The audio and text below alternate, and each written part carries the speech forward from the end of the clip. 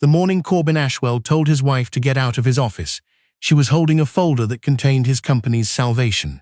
He did not know that. He also did not know, could not have known, because he had never bothered to ask, that the firm sending acquisition offers to Ashwell Capital Management had been built, brick by brick, by the woman he had spent the last 4 years treating like furniture. But that part comes later. What matters first is the office, the glass walls. The way Miriam Ashwell, 37, stood in the doorway of her husband's corner suite on the 41st floor of the Meridian Tower in downtown Atlanta, holding a manila folder and waiting for Corbin to finish his phone call. She had driven 40 minutes in morning traffic to bring him the documents he had forgotten at home. Documents his assistant had called about twice before 8 a.m. Documents that, had they not arrived by noon, would have delayed the refinancing meeting his firm could not afford to delay. She stood there for 11 minutes, she counted. When Corbin finally put the phone down, he looked at her the way a man looks at a slow elevator. Something between irritation and indifference. "What are you doing here?" he said. "Not thank you. Not I was wondering when those would arrive. Just, what are you doing here?" Like she had wandered in off the street. Miriam set the folder on his desk. "Your refinancing documents. Helena called me twice because you weren't picking up." He picked up the folder and flipped through it without looking at her again.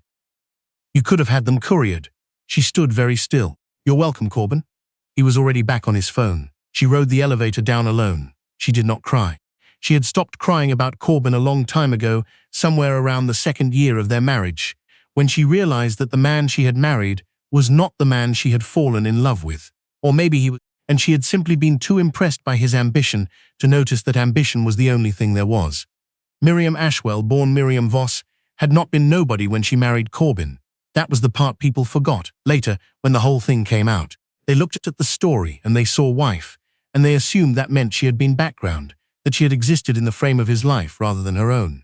She had a degree from Georgetown, a master's in finance from Wharton. She had spent 3 years at a consulting firm in D.C. before she moved to Atlanta for a job she'd been recruited for, not the one she'd followed a man to. She and Corbin had met at a fundraiser for a children's hospital, introduced by a mutual friend. He was charming in the way that certain men are charming when they want to be. Focused, warm, the kind of attention that makes you feel like the only person in a crowded room. They got married 18 months after they met. For the first year it was fine. Not perfect, but fine. Corbin ran Ashwell Capital, a mid-size wealth management firm his father had founded. He worked long hours. She worked long hours at a different company across town. They were two busy people who liked each other and shared a bed and went to dinner on Saturdays and thought that was enough. Then Corbin's father died, and then Corbin changed. Not all at once. Gradually, the way water erodes stone, slowly enough that you don't notice until the shape is different and you can't remember when that happened. He became more controlling, more dismissive. He started making decisions for both of them without consulting her, then acted confused when she had opinions. He stopped asking about her work. He started introducing her at events as my wife Miriam, with a pause after wife that somehow implied that was all she was and all she needed to be. She told herself it was grief. Then she told herself it was stress. Then she stopped telling herself things and just moved through the days. She was 32 when she quietly resigned from her job. Not because Corbin asked her to, he hadn't exactly. But the atmosphere at home had become a low-grade pressure, the kind you stop noticing until you leave the room, and suddenly you can breathe again. He made comments about her schedule, about her travel, about the fact that they had been married for 2 years and had no children, and did she have any thoughts about that? The comments were never direct enough to argue with. They were the kind of comments that land and then sit there, slowly changing the temperature. She resigned on a Thursday. She told herself it was temporary. She would take some time, figure out what she actually wanted, then go back. What she actually did 2 months later was file the paperwork to establish a private investment trust. She called it Vossgate Capital. She told no one. It started small. She had savings, her own from her years of working, kept in accounts Corbin didn't think to ask about because he had never thought to ask. She had spent 3 years advising companies on financial restructuring. She knew what undervalued assets looked like. She knew what distressed firms were worth versus what they were worth on paper versus what they could be worth in the hands of someone who actually understood them. She was careful. She was patient. She made 2 small acquisitions in the first year, both quietly, both through intermediaries. She did not announce herself. She did not attend press events or give interviews. Vossgate Capital existed in databases and filing documents and the occasional trade press mention. But no photograph of its principal had ever been published. because no photograph had ever been requested, because no one had thought to look. By the time Miriam was 35, Vosgate Capital managed slightly over 90 million in assets. By the time she was 36, it was north of 200. By the time she was 37, standing in her husband's office being asked what she was doing there, it had crossed 300 million, and it had its eyes on Ashwell Capital Management. Corbyn did not know about Vosgate. This was not negligence on Miriam's part. She had not hidden it from him in some dramatic scheming way. She had simply never mentioned it. He had never asked what she did with her time. He had assumed she knew that she managed the house and had lunch with other wives, and perhaps sat on the boards of charities, which she did, but only because it was useful. He had created in his mind an image of her, and he had stopped checking whether it was accurate. The first time she heard Ashwell Capital's name in connection with Vosgate, it was from her attorney, a woman named Patricia Holcomb, who had worked with Miriam from the beginning. "They're in trouble," Patricia said. They were sitting in Miriam's office, a modest suite she kept on the north side of Atlanta under Vosgate's name, not her own. "I mean real trouble. The Hartley portfolio losses hit them harder than the filings show. They've been shopping for refinancing for 4 months, and nobody's biting at the terms they need. If they don't close something by Q4, they're looking at restructuring." Miriam looked at the documents. She recognized the firm's signatures, the formatting, the margins. "What's the target acquisition price?" she asked. Patricia told her. Miriam was quiet for a moment. "That's low," she said. "That's what the market is offering. They've burned bridges with 2 of the larger firms, and the founder, the father, built a lot of the goodwill that's now gone." Patricia paused.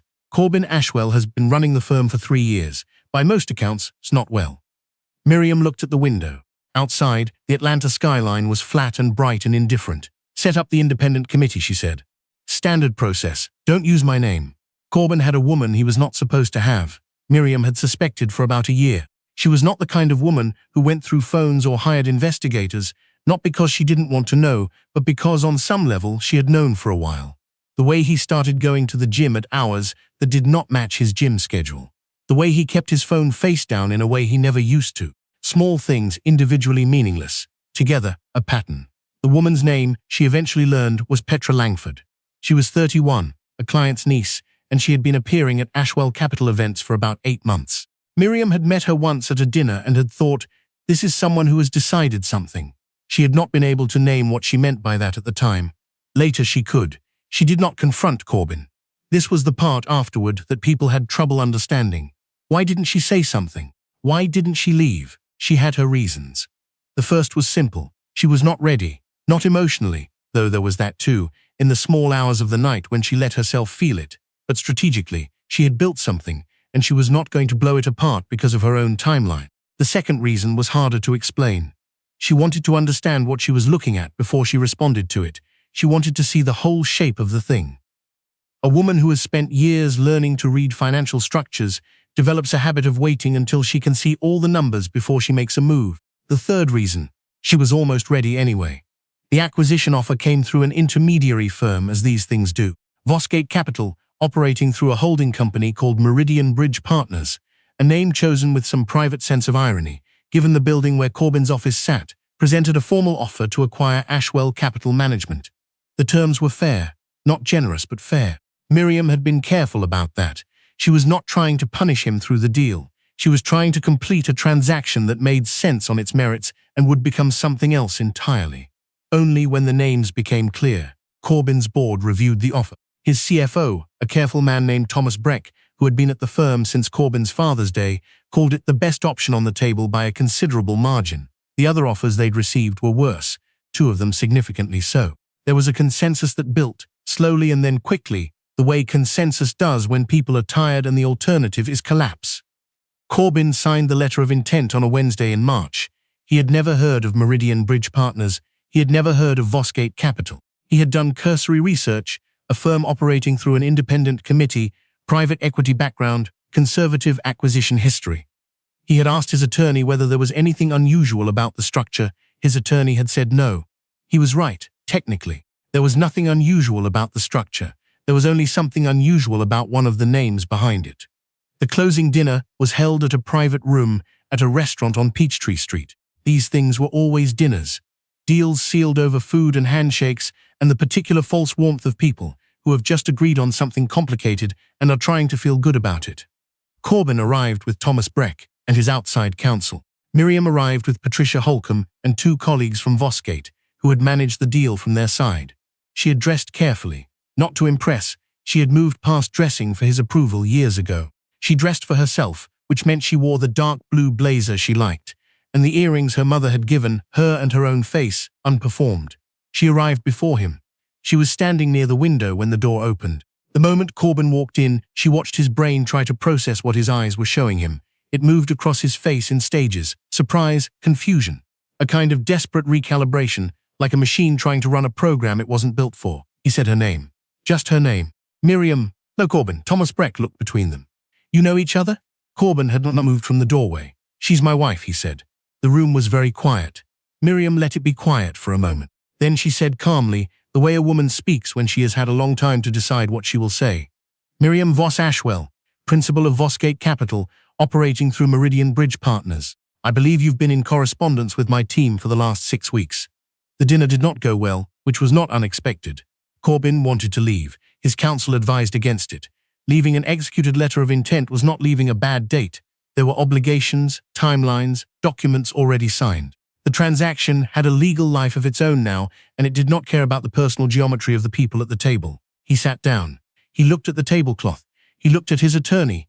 He looked at Miriam. Did you plan this? He said. It was not the right question. Or maybe it was, and the answer was just more complicated than the question allowed for. I built a company, Miriam said. It became interested in an acquisition target. The acquisition target was a fit. We made an offer. She paused. Did you plan to sign a letter of intent without knowing who you were dealing with? His jaw moved. He said nothing. Corbin, Patricia said quietly from across the table. The deal closes in 30 days.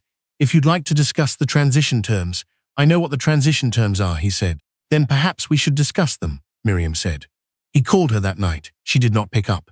He called again the next morning. She let it go to voicemail. His message was long and not entirely coherent. Part outrage, part something that might have been shame if it had been allowed to breathe, part the particular bewilderment of a man who has been caught without knowing what he was being caught at. She listened to it once. Then she called Patricia. How does the timeline look? She asked. 30 days to close, 18 months of transition management. Your role as principal becomes public when the deal closes. That's standard. And the staffing. Thomas Breck stays if he wants to. He's good. The others we evaluate. And Corbin? Patricia was quiet for a moment. He doesn't have an operational role in the new structure. He knew that when he signed. I know, Miriam said. I just wanted to hear it said. She had thought in the months before about whether she was doing something cruel. She had turned it over carefully, the way she turned over every decision, which meant she had sat with it long enough to know which parts were clean and which weren't. The acquisition was real. Vosgate's interest in Ashwell Capital was based on actual financial logic, not revenge. If Corbin's firm had been in good shape, she wouldn't have been in a position to make this offer, and it wouldn't have been the best one on the table. But she had also chosen not to tell him. That part she owned. She had known at some point in the process that Meridian Bridge Partners was making an offer to her husband's firm, and she had continued the process without saying anything. She had not sabotaged him. She had offered fair terms, but she had not warned him either. She thought about that at night, whether a person who has spent 4 years being quietly erased owes warning to the person who erased them. She didn't have a clean answer. She had a true one. She had made the choice she made, and she was prepared to live with it, and she was not going to pretend it was something it wasn't. The deal closed on a Thursday afternoon, 29 days after the dinner. Corbin did not attend the closing. He sent his counsel with a limited power of attorney and a note which his attorney delivered to Patricia, which Patricia brought to Miriam. Miriam opened it. It was 4 lines. I don't understand why you did this the way you did.